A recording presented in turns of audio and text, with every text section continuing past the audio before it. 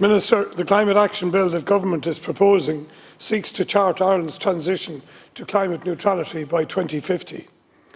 It will provide for future 5-yearly carbon budgets, sectoral emission ceilings, and will shape and frame the future economic and social prosperity of our country. Global warming is now an accepted reality. All the countries of the world have a part to play in addressing climate change. Some developing countries, particularly those with increasing populations, are driving significant carbon generation and will do so for years to come. At present, Ireland's performance in reducing greenhouse gas emissions has been suboptimal.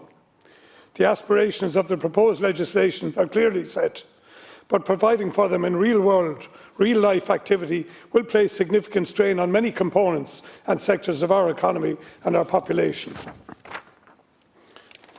A large part of what has been discussed previously in Irish climate change strategy appears easier to specify rather than implement. 1 million electric cars by 2030 does not seem possible, given the difficulties of manufacture and charging networks required. Aspirations to change out diesel in heavy goods vehicles for some other form of fuel, such as natural gas or hydrogen systems, underperform in many areas. This is true for shipping also. Remodelling and retrofitting of houses and heat generation systems is a complex and costly exercise. How can this be achieved successfully without significant grant support? This is unclear. With respect to public sector adoption of climate mitigation strategies, as someone who was involved in marketing energy-reducing systems into public and government buildings for some time, I have seen firsthand how difficult adoption was to achieve without monetary resourcing. This brings me to a number of problem areas and how are they to be progressed. One is carbon sequestering versus carbon production. Another, Ireland's continuing engagement to build data centres which will use up much of the renewable resources which we are contemplating developing. How will underperformance in each of the 5-year reduction plans, particularly in sectors such as energy, be compensated for in the next budget cycle? I have concerns that undershooting of targets in these areas will leave the agricultural sector as the standout to suffer most in terms of trying to recoup lost ground. I acknowledge the national herd of cattle and sheep is a significant driver of biogenic methane. Unlike other countries, however, this proposed Irish climate bill does not separate targets for biogenic methane versus carbon dioxide production in the climate change strategy.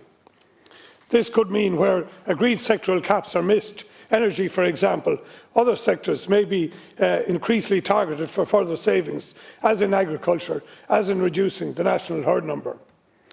This could see Ireland cutting beef production while the European community imports beef from Brazil with up to 20 times higher greenhouse gas impacts. How can this make sense as a climate mitigation strategy? Under the proposed Act, it appears that the Oireachtas can only accept or reject the overall greenhouse gas reduction targets in each of the 5-year budgetary plans. Whether the Dáil decides to reject an annual overall target, the Minister of the day is free to return to the House within a number of weeks and propose whatever sectoral caps he or she wishes, without further approval or sanction of the House. This presents to me as a significant danger in terms of democracy and in terms of democratic mandate. Also in terms of protecting the national agricultural component from the failures of other sectors to achieve stated goals.